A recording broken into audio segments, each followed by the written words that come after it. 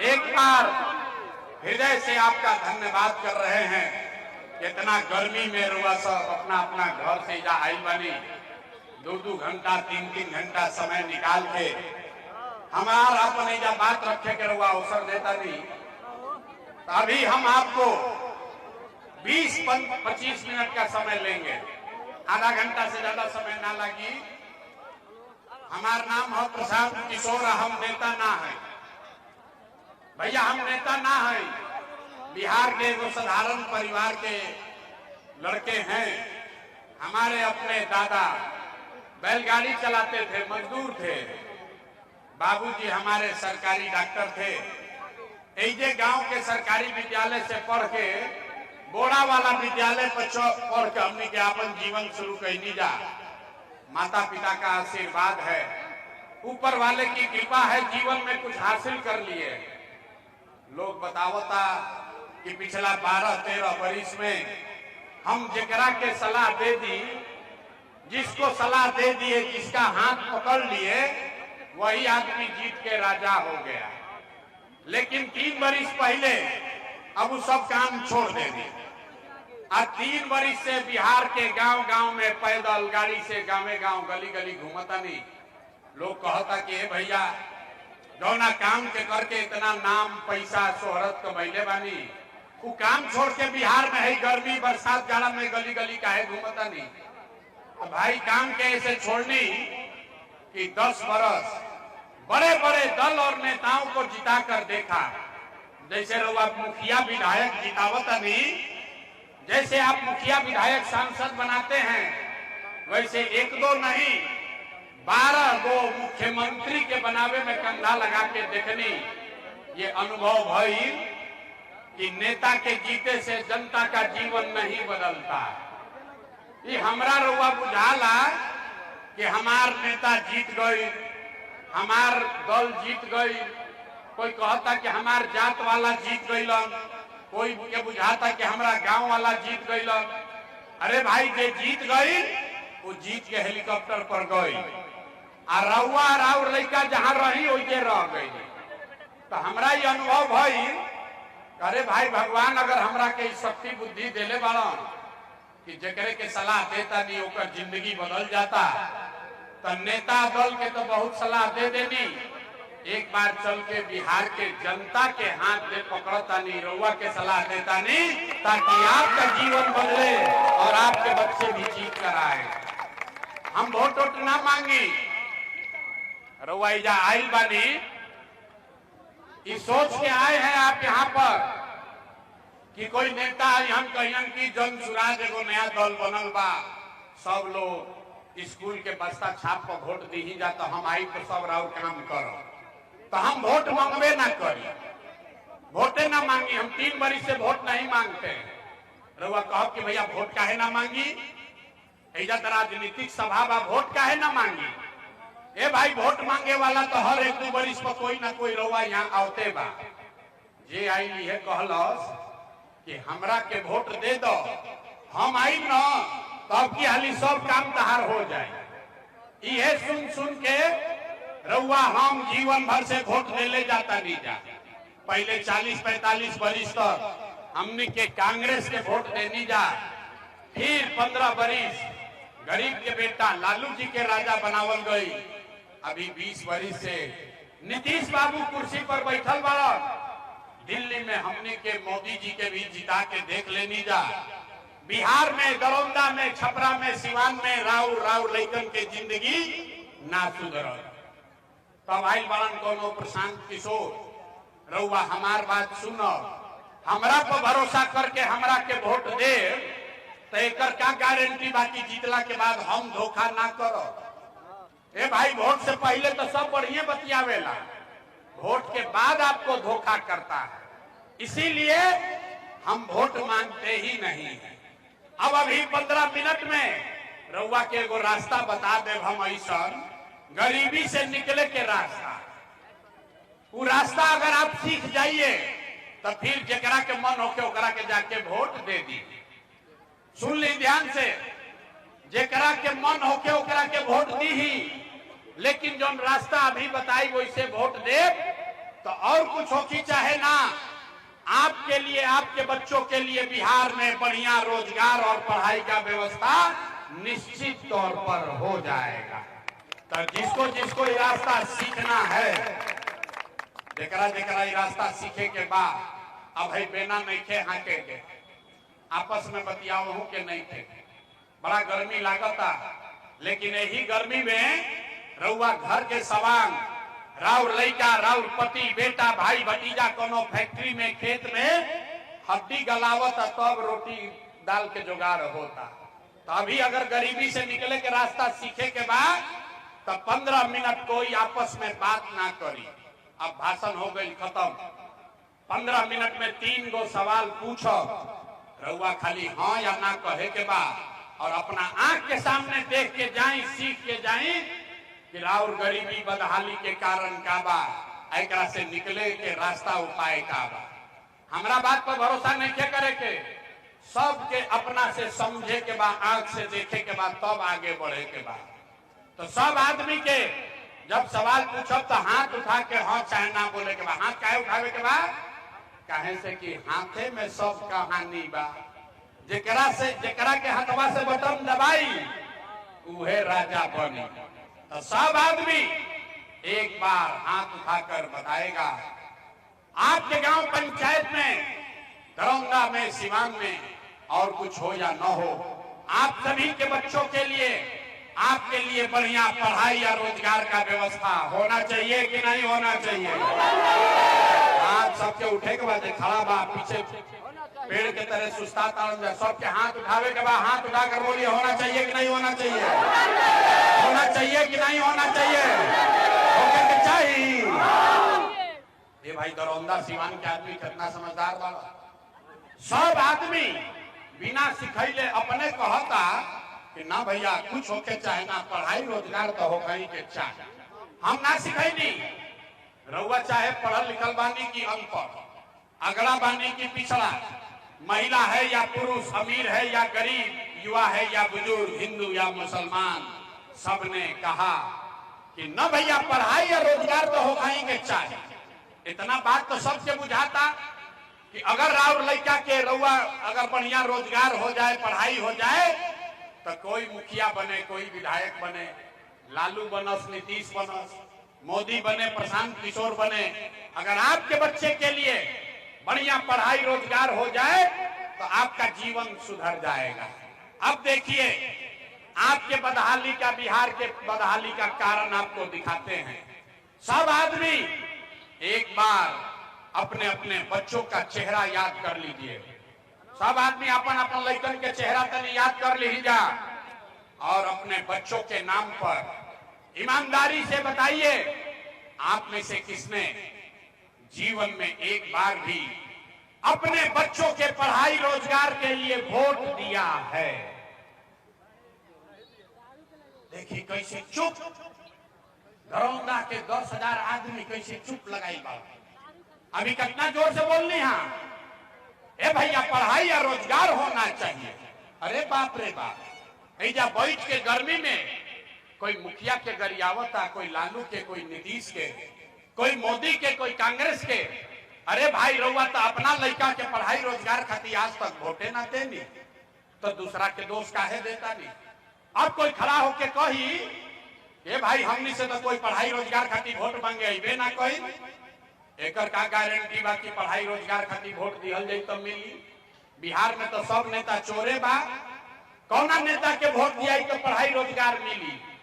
हमरा से लिख के ली, वोट केकरा के मन बा ओकरा के दे दी, पढ़ाई रोजगार मिलबे करी। हमरा बात पर भरोसा मत करी, 2 मिनट में जादू देखी, अपना आंख के सामने जादू देखिए कि आपके बच्चे को पढ़ाई रोजगार कैसे मिलेगा। सब आदमी के दूसर सवाल के जवाब देने के बाद सोचकर बताइए, आज तक आपने जिस नेता को वोट दिया उन नेताओं ने आपका और आपके बच्चों का काम किया है कि नहीं किया है? आप बोले बनी हथवे में सब दम, हाथ उठाकर बोले के बाद हाँ कि ना, जोर से बोलिए किया है कि नहीं किया है? ए भाई जोर से बोले के बाद किया है कि नहीं किया है? नेता लोग आप लोग का काम किया है कि नहीं किया है? नेता सब आपका काम किया है कि नहीं किया है? हाथ उठाकर बोलो भाई, किया है कि नहीं किया है? बात आगे ना बढ़ी, हाथ उठावे के पड़ी। हाथ उठाकर बोलिए, किया है कि नहीं किया है? किया है कि नहीं किया है? पलटिया जमत भाई, सब लोग देख ले लो, पूरा जवार देख लो, सब आदमी कहा है। अभी जादू देखिए, अभी जादू देखिए आंख के सामने। सब आदमी कहल कि भैया जौना दल के नेता के वोट देनी जा, आज तक हमनी के कोई कामे ना कैल, तो अब रुआ जादू देखी, हम गिनवावे शुरू करता नहीं। सही बात बोलो तो जोर से हाँ बोले के बाद हाथ उठा के, आ गलत बोलब तो ना बोल दे, बात खत्म होई। रउआ दिखी कि रउआ रोजगार पढ़ाई कैसे मिली। सब आदमी सोच के बताई। पूरा दरौंदा में, पूरा सिवान बिहार में बहुत सारे लोगों ने 5 किलो अनाज के लालच में मोदी जी को, भाजपा को वोट दिया है। तो बिहार में चाहे जितना चोरी भ्रष्टाचार बा, 1 किलो चोरी करके 4 किलो अनाज ऐजा के आदमी के मिलता कि नहीं खे मिलो? बोले के बाद मिलता कि नहीं खे मिलो? हाथ खाली नहीं उठा के मुंह से बोले के बाद मिलता कि नहीं खे मिलो? अरे नेता सब इतना खून चूस ले बड़ा सन की मुंह से आवाज नहीं खे निकला। अरे 4 किलो अनाज मिलता कि नहीं खे मिलो? आपने हमने वोट दिया हिंदू मुसलमान बनके। सब हिंदू लोग कहल कि भैया हमार दशा कुछ होके पहले अयोध्या में राम जी के मंदिर बने के चाहिए। तो रउआ गांव में नाली गली ना बनल, स्कूल अस्पताल ना भइल, आपको इंदिरा आवास नहीं मिला, लेकिन आपके वोट से अयोध्या में राम जी का मंदिर बना है कि नहीं बना है? हाथ ना उठल, मंदिर बना है कि नहीं बना है? अब की हाली जवाब न दीजिएगा तो माइक रख के चले जाएंगे। रउए गर्मी नहीं लागत, गर्मी हमरो लागत। सब आदमी को बोलना है मंदिर बना है कि नहीं बना है? आपने हमने वोट दिया नीतीश कुमार को। कई आदमी कहल भाई मोदी के ना दे, हम तो नीतीश के दे। नीतीश के राज में है बिजली पानी सड़क भइल बा। लालू के राज में बिहार में बिजली सड़क ना रहे, तो नीतीश के राज में इसी भ्रष्टाचार वाले बिहार में बिजली का बिल 1000 आए चाहे 2000, घरे घरे बिजली आया है कि नहीं आया है? आया है। आपने हमने वोट दिया सिलेंडर के लालच में मोदी जी के। सबे कहल कि अब सिलेंडरे पर खाना बनावल जाए, तो सिलेंडर के दाम 1000 हो कि 1200, घरे घरे सिलेंडर बटल बा कि नहीं के बटल? हाथ ना उठल, मोदी जी हफ्ता प्रचार करता है, अरे सिलेंडर बटा है कि नहीं बटा है? आपने हमने वोट दिया जाति के नाम पर। बिहार में आदमी कहेला जी ही चाहे मर जाए अपना जाते वाला के वोट दे। तो आपके जात के नेता ने आपके बच्चों के पढ़ाई रोजगार का बात नहीं किया, लेकिन जाति का बात और जाति का गिनती जनगणना पूरा बिहार में हुआ है कि नहीं हुआ है? आपने हमने वोट दिया मोदी का भाषण सुन के कि मोदी जी गुजरात में बड़ा विकास कैले बाड़न। तो भैया मोदी गुजरात में तो विकास करता, पूरा देश का पैसा ले जाके गुजरात के गांव गांव में मोदी फैक्ट्री लगा रहे हैं, और पूरे बिहार से, सिवान से, छपरा से आपके हमारे बच्चे गुजरात में जाकर नौकरी मजदूरी कर रहे हैं कि नहीं कर रहे हैं? तो कौना बात को वोट देने की ना मिल? अरे बाप रे, यह देखी जादू। अब आपने अपने बच्चों के नाम पर कहा कि भैया जीवन में आज तक अपना लड़कन के पढ़ाई रोजगार खातिर वोट ना देंगे। तो भाई यह जादू दिखावे आई बानी, वोट ना मांगी। जौना चीज खातिर वोट देले बाड़ा वो मिलता, और जौना चीज खातिर वोट ना देला वो नहीं के मिलत। बोइएगा बबूल तो आम कहां से खाइएगा? वोट दीजिएगा 5 किलो अनाज के लिए, तो रोजगार कहां से मिले? आपने वोट दिया अनाज के लिए, 4 किलो अनाज मिल रहा है। आपने वोट दिया मंदिर के लिए, अयोध्या में मंदिर बना है। आपने वोट दिया बिजली के लिए, घर घर बिजली आई है। आपने वोट दिया सिलेंडर के लिए, घरे घर सिलेंडर बटाइल बा। आपने वोट दिया जाति के लिए, जात के चर्चा गिनती होता। आपने वोट दिया गुजरात के विकास के लिए, गुजरात में फैक्ट्री लग रहा है। आपने अपने बच्चों के पढ़ाई रोजगार के लिए वोट नहीं दिया, इसीलिए आपके बच्चे, पूरे बिहार में बच्चे अनपढ़ और मजदूर बन गए। यही बात बताने आए। वोट ना मांगी, वोट ना मांगी, ताली बजावे का भी समय नहीं किया, अभी आई 5 मिनट में। वोट ना मांगी, गांव गांव जाके 3 बरिस हो गई घर परिवार छोड़ के गांव गांव गए, 5000 गांव पैदल गए, लोगों को हाथ जोड़ रहे हैं। एक के बात बतावता नहीं। अरे भाई, अगर आप अपना और अपने बच्चों का चिंता नहीं करोगे तो दुनिया में कोई नेता, कोई दल आपके बच्चों की चिंता नहीं करेगा। काहे करी रे भाई?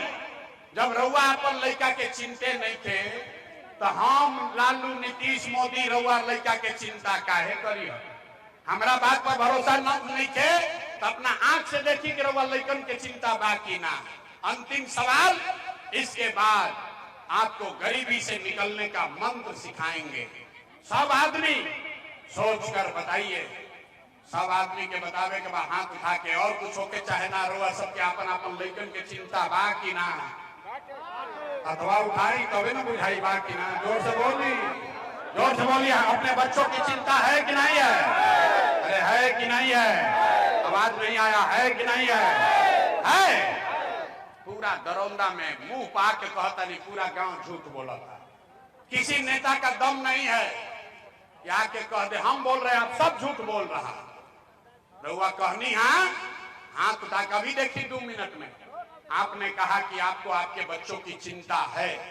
अरे भाई, अभी हम आए हैं आपके गांव में, रउआ गांव में आई बनी, रास्ता में अगर 100 गो बच्चा मिलल, 100 गो बच्चा से भेंट भई, रउआ गांव जवार के 100 गो बच्चा मिलन, आधा से ज्यादा रउआ लइकन के शरीर पर शुद्ध कपड़ा नहीं थे।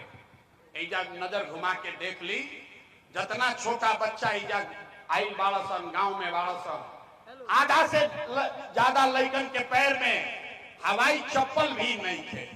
गौवा में पूछा तनी, ए भाई अपना लड़का के का दशा कैले बाड़ा, कम से कम बढ़िया कपड़ा काहे नहीं पहना, वो चप्पल काहे नहीं खरीद?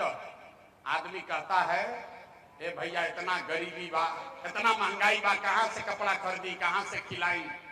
तो मेरे भाई, जिन नेताओं ने आपको लूट कर ऐसा हाल कर दिया कि आपके बच्चों के शरीर पर कपड़ा नहीं, पैर में चप्पल नहीं, खाने के लिए भरपेट भोजन नहीं, बच्चा आपका बीमार पड़ता है तो उसको दवा डॉक्टर अस्पताल नहीं, वही नेता अभी 4 महीना में आई वोट मांगे तो जितना लोग हाथ उठाए थे, कोई जाति के नाम पर, कोई हिंदू मुसलमान के नाम पर, कोई मंदिर मस्जिद के लिए, कोई नाली गली के लिए, कोई 500 रुपया के लिए, कोई मुर्गा भात के लिए, कोई लालू के डर से मोदी, मोदी के डर से लालू का नारा लगाकर इसी हाथ से उसी नेता को बटन दबा के राजा बनाओगे।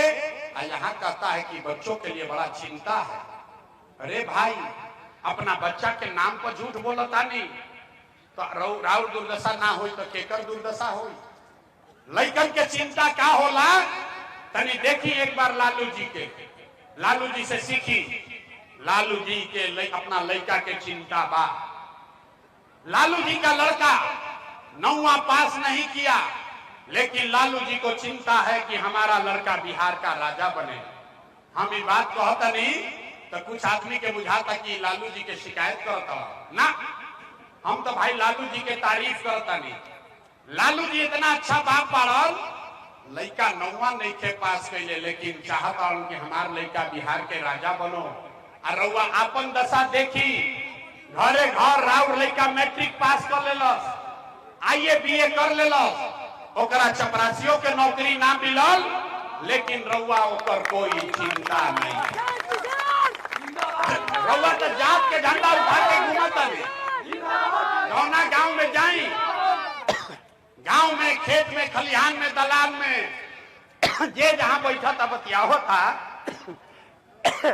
ये भाई लालू जीती हम की मोदी जीती हम, लालू जीती हम की मोदी जीती हम, नीतीश जीती हम की स्वराज जीती।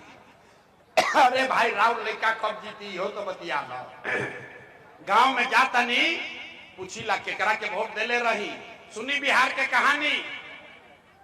गांव में जाके पूछी ला केकरा के वोट देले रही तो लोग कहता कि भैया मोदी जी के दिले रहे, कुछ नहीं काहे, कहा मोदी जी का सीना है 56 इंच का।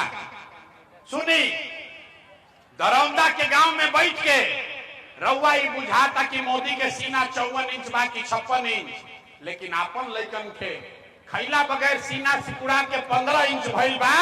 रउआ नइखे लौकत त राउर लइका ना भोगी त के भोगी रे भाई, ना सुधार हो सके। बिहार में आदमी के सुधार ही के नहीं थे, बैठो ना भाई,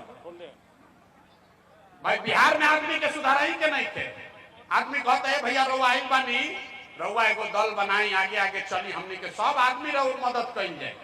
हम रउआ के हाथ जोड़ता नहीं, हमको आपका मदद नहीं चाहिए, आप हमारा मदद क्या कीजिएगा। आप तो वो लोग हैं जो अपना बच्चा का मददे नहीं किए, हमार रउआ मदद करो। हम जाना तनी कि रउआ सुधरे के नहीं थे। अरे 5 वर्ष ऐजा आदमी बैठ के नरक के जिंदगी जियता, जहां जाई कहता आदमी ए भैया नाली गली ऐजा नहीं थे, ए भैया ऐजा तो लइकन के पढ़ाई नहीं थे, खाए के नहीं थे, घर नहीं थे, इंदिरा आवास नहीं थे, पेंशन 400 मिलता। आज जैसा ही चुनाव आई कि सब बात भुला जाए। वोट के दिन याद रही हमारा जात के खड़ा बा, चलो करे के वोट दिया। अरे तो कैसे सुधार हो? एगो प्रशांत किशोर आवस कि 10 प्रशांत किशोर आ जा, ऐजा सुधार होके वाला नहीं थे। जब तक आप नहीं सुधरिएगा तब तक कोई बिहार को नहीं सुधार सकता है, यही बात बताने आए। अब आपको हमारा मालूम है वो सुधरे के तो बानी ना, तरवा के एगो रास्ता बताई गई। ओकरा बाद 2 मिनट में अब गरीबी से निकले के एगो मंत्र सीखे के बाद सब आदमी अगर बात ठीक बुझाए तो एक संकल्प ली, अगला बार जब वोट देवे जाई तो जरा के मन हो वोट दी। लेकिन जिन नेताओं ने बिहार को लूटा है, जिसने आपको इतना गरीब अनपढ़ बेरोजगार बनाया है, जिसने आपके बच्चों के पेट पर लात मारा है, वो आपके दल का है या जात का, आपके गांव का है या आपके झंडा का, उसको वोट नहीं देना है। तो जरा जरा बतवा बुझाता तो हाथ उठाई तो दोनों पीछे तक के बाद पेड़ के नीचे बैठ के ठंडा खाता हूं, उनको हाथ उठावे के बाद जोर से बोले के बाद जिन नेताओं ने बिहार को लूटा है उसको वोट देना है कि नहीं देना है? जोर से बोलिए, देना है कि नहीं देना है? रउआ जात को ही हम तो देव कि ना दे? हिंदू मुसलमान करेगा तो दीजिएगा कि नहीं दीजिएगा? आके 2-2 रुपया बटियान तो देव कि ना दे? 2000 रुपया दी तो वो ना दे? जोर से बोलिए, दीजिएगा कि नहीं दीजिएगा? नहीं दीजिएगा? बड़ा पूर्वक आदमी बड़ा। अरे भाई 2000 रुपया नेता लाके दी ही तो पैसा लेवे के बाद, काहे लेवे के बाद समझ ली। आप बताइए 5 बरस राशन कार्ड बनाने में पैसा लिया है कि नहीं लिया है? जोर से बोली, राशन कार्ड बनावे में घूस लागल बा कि नहीं लागल?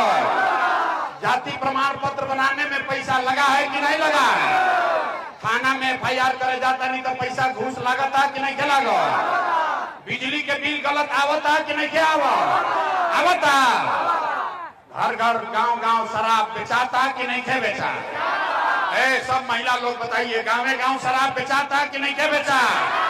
जोर से बोले के बाद शराब बेचाता कि नहीं बेचा? बेचाता। अरे तो 5 दाखिल खारिज करे में CO BDO लूट रहा है कि नहीं लूट रहा?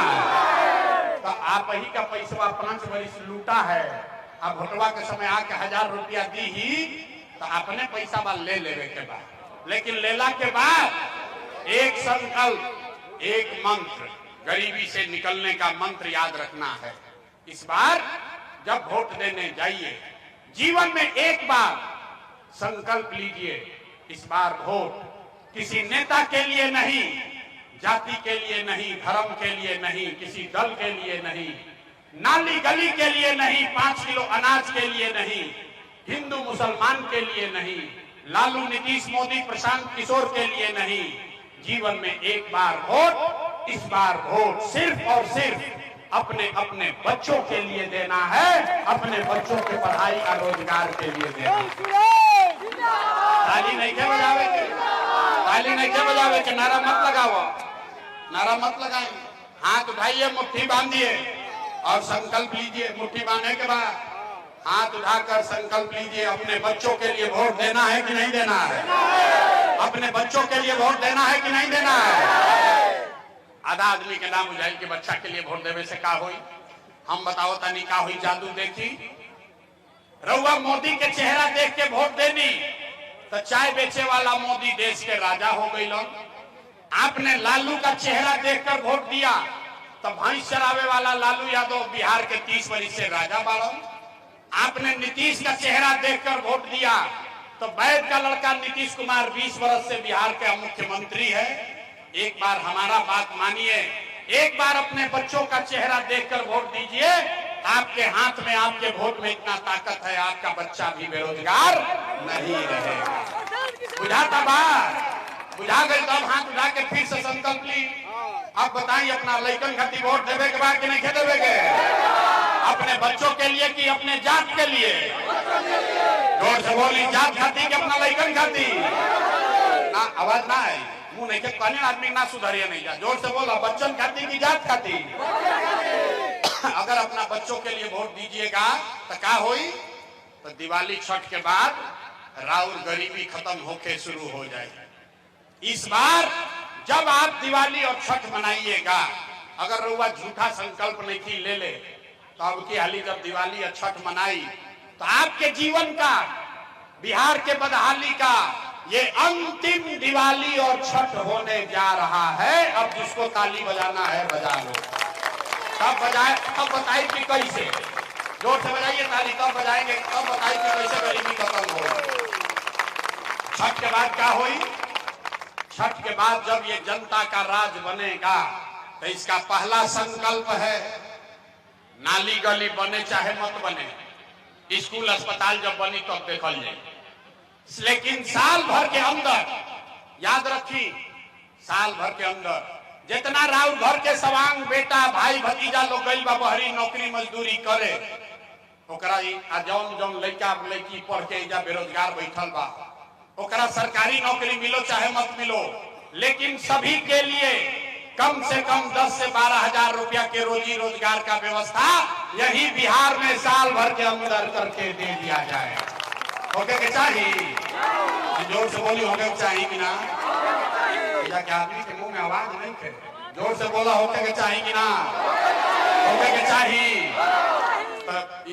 प्रशांत किशोर के बेटा के तिलक नहीं थे, ऐजा से उठ के जाए के बाद और अपना अपना पति के, बेटा के, भाई के सवांग के बोले के बाद, ये बचवा अब की हाली दिवाली में छठ में जब घरे आईब, अब की हाली दिवाली या छठ में जब घरे आईब तो 10-12 हजार रुपया के रोजी रोजगार मजदूरी खाती अब घर परिवार बिहार छोड़ के बाहर ना जाए के पड़ी। बुझा गई?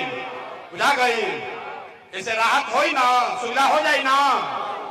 दूसरा बात, जिसका जिसका उम्र 60 वर्ष से ज्यादा है, रउआ घर में 60 वर्ष से ज्यादा उम्र के जो रहता, ओकरा के नीतीश कुमार देता 400 रुपया भीख जैसन पेंशन।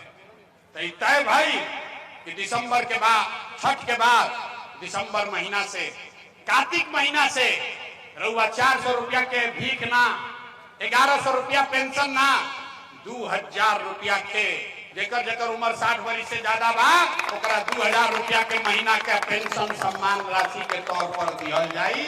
होके के चाहिए कि ना? होके के चाहिए। बुझा गई? हाथ उठा के बताई तो बुझाई कि ना? तो 10-12 हजार के रोजी रोजगार मिल जाई। बूढ़ आदमी के 2000 रुपया मिले लगी, उससे गरीबी थोड़े खत्म हो। गरीबी तब खत्म होई जब राउर बाल बच्चा, नात नाती, पोता पोती पढ़ के बढ़िया अफसर बनी। तो ओकरा खातिर तय भई कि जब ये जनता के राज बनी तो गरीब के बच्चा को, अभी जाता सरकारी विद्यालय में लड़का राउर पढ़े तो पढ़त नहीं थे, खिचड़ी खैलस घरे आ गए। तो तय भई कि दिसंबर महीना से जब तक सरकारी विद्यालय नहीं सुधरेगा, आप अपने बच्चा को, नाती पोता को प्राइवेट स्कूल, अंग्रेजी स्कूल में भेजिए और स्कूल भेजने का फीस और खर्चा सरकार की ओर से दिया जाएगा ताकि गरीब से गरीब का बच्चा भी अंग्रेजी स्कूल में पढ़ सके। अब हथवा उठा के अपना लड़का का ताली तो बजा ला ताली नहीं के बजा, अपना लड़कन का तालियों नहीं के बजा, सुधार हो जाएगी। ये तीनों काम हो तो छठ के बाद जीवन बदली कि ना बदली? जोर से बोलिए, होगा, बदलेगा कि नहीं बदलेगा? तो सब पाठ पढ़ लेनी, अब परीक्षा देवे के बारी बात सोच के बताई 5 किलो अनाज चाहिए कि लड़कन खातिर रोजगार चाहिए। जोर से बोले के बाद परीक्षा में फेल नहीं क्या होके 5 किलो अनाज चाहिए कि रोजगार चाहिए? अपना लड़कन खातिर पढ़ाई चाहिए कि जात चाहिए? जात चाहिए कि पढ़ाई चाहिए? लालू नीतीश मोदी के राज चाहिए कि जनता के राज चाहिए? जोर से बोलिए, जिसको लालू चाहिए लालू बोलो, मोदी चाहिए मोदी बोलिए। झूठ बोलिएगा पकड़ लेंगे। सोच सोच सोच के बोलिए, लालू नीतीश मोदी का राज की जनता का राज? लालू नीतीश मोदी का राज की जनता का राज? झूठ नहीं ना बोल रहे हैं? तो नीतीश कुमार रैयन की जय हो। जोर से बोलो, जितना महिला लोग हैं सबके बोले के बाद नीतीश कुमार रैयन की जय हो। नीतीश कुमार रैयन की जय हो। नीतीश कुमार रैयन की जय हो। अब मोदी आके कहियन कि नीतीश के वोट दे दो तो दियाई, काहे ना दियाई? अरे बड़ा पूर्वक आदमी है यार, समझो काहे नहीं दिलाएगा। अभी 2 मिनट में समझिए, जे मोदी के वोट दे ले बा भैया समझो। वोट बिहार के तो फैक्ट्री बिहार में लागे के चाहिए कि गुजरात में लागे के चाहिए? सबके बोले मुड़ी नहीं के हिलावे के। वोट बिहार के तो फैक्ट्री बिहार में लागे के चाहिए कि गुजरात में लागे के चाहिए? बिहार में कि गुजरात में? जोर से बोलिए, बिहार में कि गुजरात में? जोर से बोलिए, बिहार में कि गुजरात में? अब जितना लोग मोदी के वोट देले वाला देखिए उनका मुंह कैसे सुखाई। जितना आदमी मोदी के वोट देले वाला जा मोदी मोदी मोदी मोदी करके, अब सबके बोले के बाद 15 बरिस में मोदी फैक्ट्री कहाँ लगैलन? बिहार में कि गुजरात में? चुप मत होइए, मुंह बोले के बाद खोल के, मोदी फैक्ट्री कहाँ लगैलन? बिहार में कि गुजरात में? जोर से बोलिए, बिहार में कि गुजरात में? बिहार में कि गुजरात में? अरे भाई, तो वोट बिहार में फैक्ट्री लगी गुजरात में, चली ये मंजूर बा भाई? मंजूर है? नहीं है ना? हाथ उठाकर बताइए, नीति अब कोई मोदी कहने वोट दीजिएगा? हाथ उठाइए, झूठ मत बोलिए, कैमरा में रिकॉर्ड कराई। हाथ उठाओ भाई, मोदी कहने वोट दोगे? मोदी कहने वोट दीजिएगा? नहीं दीजिएगा? कितना दिन कल हिलाओ कतन हम काहे कही? हम सुधर हम तो ऐसा ही रहो, बेचो वैसा ही कुछ चाहिए। अभी 5 बरिस हो, सोच कर बोलिए, मोदी कहने वोट दीजिएगा? मोदी कहने वोट दीजिएगा? ए भाई, मोदी काला वोटे ना दे तो नीतीश कुमार तो गई लो रैयन की जई हो। रैयन की जई हो। जोर से बोलिए, रहेंगे कि जाएंगे? नीतीश कुमार रैयन की जई हो। सुनाई नहीं दे रैयन की जई हो। हाथ उठाकर बोली, रैयन की जई हो। टाटा बोलिए, नीतीश कुमार को रैयन की जई हो। रैयन की जई हो। नीतीश आ मोदी गईलन तो के बचल? अब बच गए लालू। कोई के लालू के ललटेन चाहिए?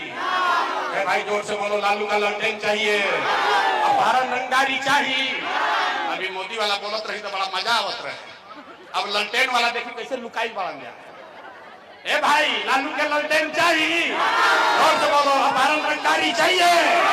अपहरण रंगदारी चाहिए। मारकाट चाहिए ना चाहिए?